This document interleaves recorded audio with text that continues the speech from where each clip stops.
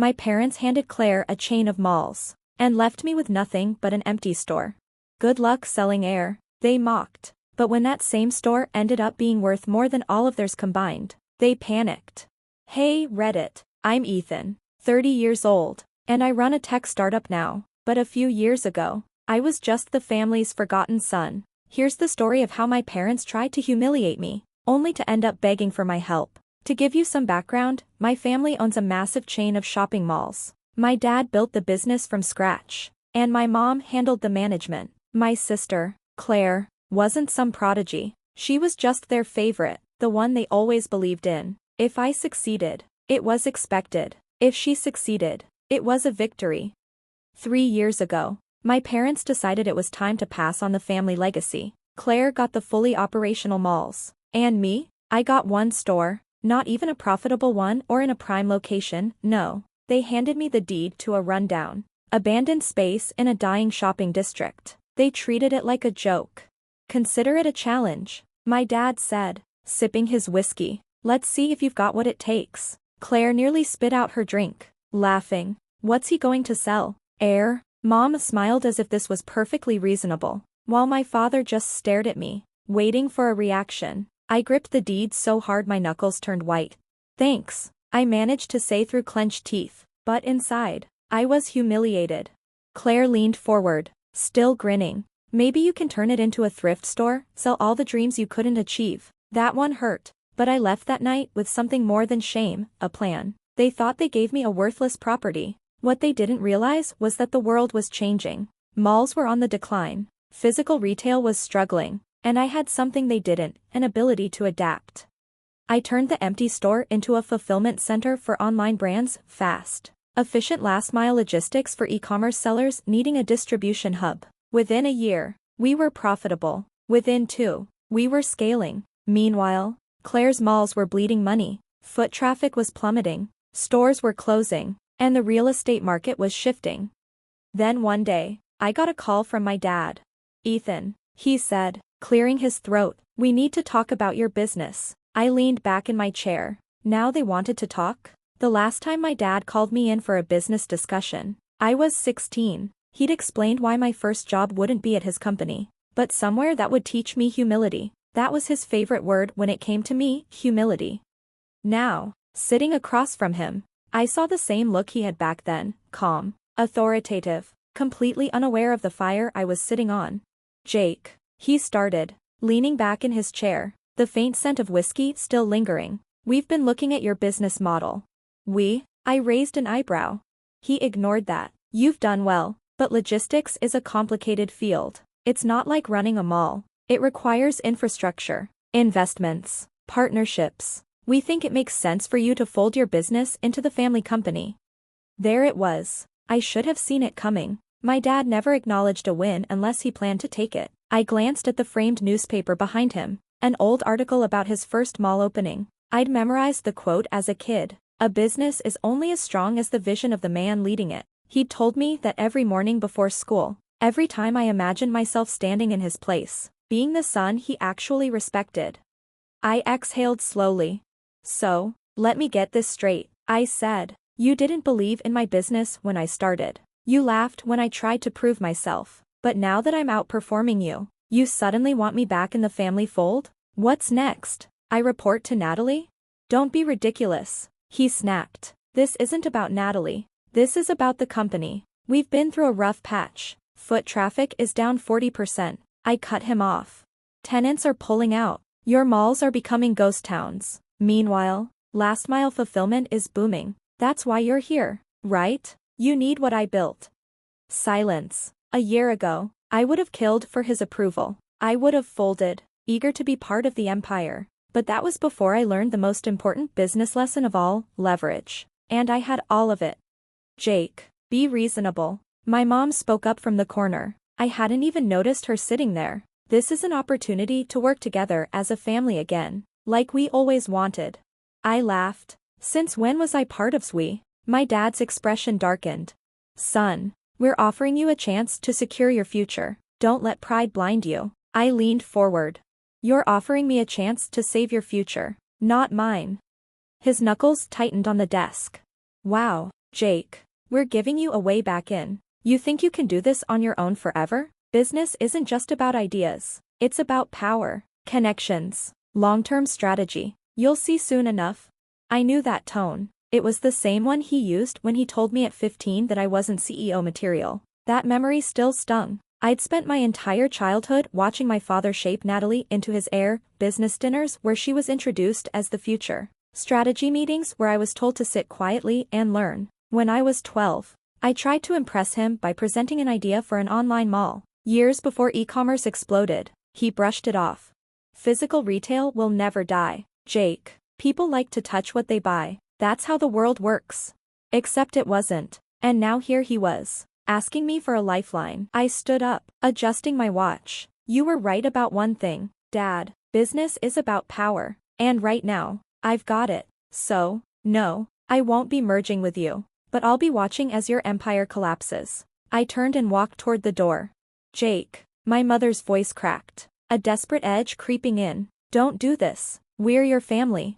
I paused but didn't turn around. Without looking back, I said, funny, you never considered that when I was losing. And with that, I walked out. But one thing was clear, this wasn't over. Not by a long shot. I braced for the fallout, anger, frustration, the usual. But what I didn't expect was desperation. The day after I rejected my father's offer, my phone started ringing. First it was my mother, then Claire, then board members from the family company, people who hadn't even looked my way in years. I ignored them all. By the end of the week, the media had caught wind. Mall empire in decline. Can traditional retail survive the e-commerce boom? Natalie Parker struggles to save family legacy as tenant exodus continues. Emerging tech CEO Jake Parker on track to revolutionize logistics industry. That last one? About me. For the first time in my life, my name wasn't tied to them, and they hated it. It started with small jabs. Natalie went on a PR blitz, giving interviews downplaying my success and framing our family troubles as short-term. Dad started making subtle legal threats, nothing direct, just vague warnings about intellectual property protection. Then came the worst part, a mom. She showed up at my apartment, uninvited. She never did that. When I opened the door, she scanned the place like she'd stepped into a stranger's home. This is nice, she said, finally breaking the silence. Yeah, I replied, leaning against the doorframe. It's mine. She sighed, like the weight of the world was on her shoulders. Jake, we need to talk. I didn't budge. You mean, I need to listen? Don't be like this, she said, pressing a hand to her forehead. The situation is out of control. Your father's under enormous stress. Natalie can barely keep it together. I crossed my arms, cold as ice. So, I asked, this is your family? She winced at my tone. I let out a dry laugh. Oh, now we're a family? When I was grinding to prove myself, I was the outsider, the experiment, the one you never took seriously. But now that everything's falling apart, suddenly we're blood? She reached out to touch me, but I stepped back. Jake, she said softly, we need you. I stared at her. It was the first time I'd ever heard those words from her, and it came too late. No, I said, shaking my head, you don't need me, you need a bailout, and I'm not interested. Her face hardened, her voice trembling slightly. This isn't just about business. Do you think it's easy for us to watch our son turn his back on us? To see you side with the people who are trying to tear us down? That was the moment I realized she truly thought I was the villain, like I hadn't been cast out of the family years ago, like I hadn't been the one they'd betrayed. I took a slow, deliberate breath. You have 5 seconds to leave before I call security. Her mouth dropped open in shock. You wouldn't. I pulled out my phone. 4. She swallowed hard. With a stiff nod, she turned and walked out. I stood there, my chest tight, watching her go. I closed the door behind her and locked it. If my rejection had been a wound, the following weeks turned it into an all-out war. First, my permits started getting delayed. Then, out of nowhere, the lease for my fulfillment center came into question. My investors began getting nervous calls, subtle warnings, suggesting maybe my business wasn't as stable as it seemed. I knew exactly who was behind it, and I wasn't about to let them win. The moment I realized I was done with them came when I was 17. We were at one of those glitzy family charity galas, an over-the-top event where the rich wrote checks just to have their names printed in gold letters. My dad had just finished a speech about legacy when someone came up to him and Natalie. They shook hands, laughed, and talked business. I was standing right there. He didn't introduce me. He didn't even look at me. I could have been invisible. That was when I knew if I ever wanted respect, I had to build something of my own. And now, years later, I had, and they were terrified. I called a meeting with my team. We're accelerating expansion, I said, a quiet confidence in my voice. I want 3 new centers in the pipeline. Now. My CFO frowned. Jake, that's aggressive. The budget's covered, I said, tossing a folder onto the table. Inside was a new round of funding, bigger than any deal my father had ever made. My head of operations whistled. Jesus, who are these investors? I smirked. The same people betting against them.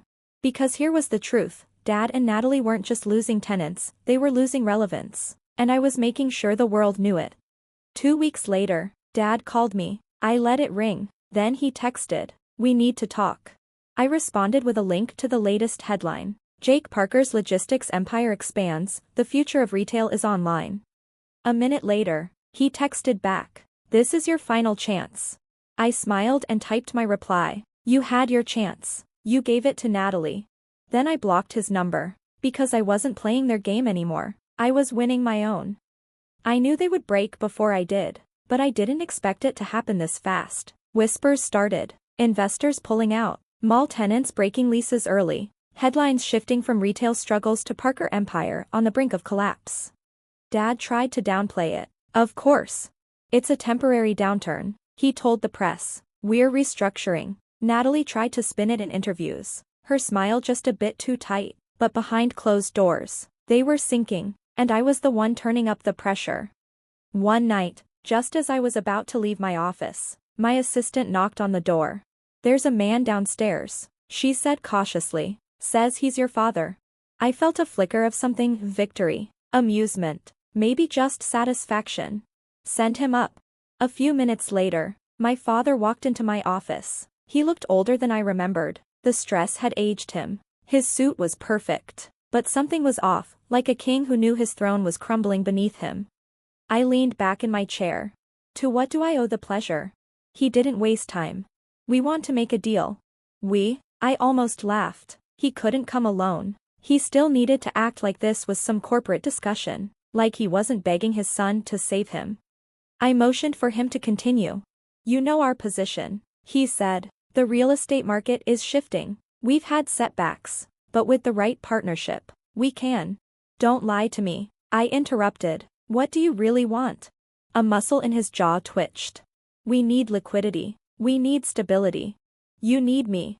Silence. The word hung in the air, thick with everything he wouldn't say. I let the silence stretch, savoring the moment. This was it, the moment I dreamed of. The mighty Richard Parker, the man who dismissed me, underestimated me, treated me like an outsider in my own family. Now, sitting across from me, needing me, and I wasn't about to let him off easy. I folded my hands together. "What's your offer?" His expression remained unreadable.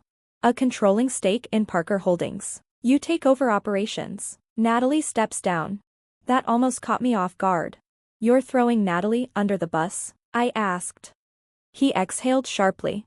"She wasn't prepared for this level of crisis. She's struggling." Translation, she failed. I thought about how she had laughed in my face when they handed me that worthless store sale. Little bro. Now, she was drowning, and Dad was cutting her loose to save himself. I should have felt sorry for her. I didn't. I stood up, adjusting my sleeves. "No deal." Dad's head snapped up. "What?" "I don't want a stake in Parker Holdings," I said. "I want all of it." His face turned red. "You can't be serious." I smiled. "I am. I'll buy out the entire company. Every mall. Every property. Every failed investment. You walk away with whatever dignity you have left." His fingers curled into fists. "That's not going to happen." I shrugged. "Then we have nothing to discuss." I turned toward the window, dismissing him like he had done to me 100 times before. "Jake." His voice was tight. "This is your family's legacy." I looked at him over my shoulder. "No, It's yours. I was never part of it, remember? For the first time, something in his face cracked, a flicker of something. Regret? Panic? Didn't matter. I had already won. A week later, the official announcement hit the media. Parker Holdings declares bankruptcy amidst financial crisis. The mighty empire my father built, gone. Natalie went silent. No more smug interviews. No more social media posts flaunting her power. My mother called. I didn't answer. The world watched as the Parker name crumbled. And then, when they were at their weakest, I made my move. I bought everything at a fraction of what it was once worth. I didn't keep the malls. I raised them. In their place, I built the future, tech-driven logistics hubs, state-of-the-art distribution centers. The same industry they had mocked me for, it was now their replacement. And when the last of their old empire was demolished, I stood there, watching the dust settle. It wasn't just about revenge. It was about proving I never needed them, that I had always been worth more than they ever believed. And now, they had nothing. A month later, I got one last call. Natalie. I almost didn't pick up, but curiosity won. I answered. Natalie. She exhaled a bitter laugh. Well, you finally got what you wanted. No, I corrected. I got what I earned. A long silence, then soft. So, what happens now? I considered that. Then I smiled. Now, I said, now I build. I should have felt satisfied. I should have felt something. But as I stood in the glass-walled office of my brand-new headquarters, watching the city skyline stretch before me, I realized the truth. This wasn't the end. This was just the beginning. A week after I finalized the buyout, my mother showed up at my office. No appointment, no warning. She just walked in. My assistant tried to stop her, but she had that look, the same one she used when she wanted something and refused to take no for an answer. Jake, she said, stepping into my office like she still had authority here. We need to talk. I leaned back in my chair. I doubt we do. She exhaled sharply. Enough of this. You've made your point, but you're destroying this family. I laughed. I destroyed the family I was never part of, remember? She flinched but recovered quickly. You are part of it, and that means something. No, I said, it means something to you, now that you've lost everything. Her lips pressed together. You don't have to be cruel. I tilted my head. Funny, that never stopped any of you before. She smoothed her perfectly ironed blazer. Your father is struggling. Good. I inhaled sharply. No, really, I said, that's good for him. Maybe now he understands what it's like to have everything you built dismissed, to have doors slammed in your face, to be told you're not enough. She looked down at the floor, silent, and for the first time in my life, my mother looked small.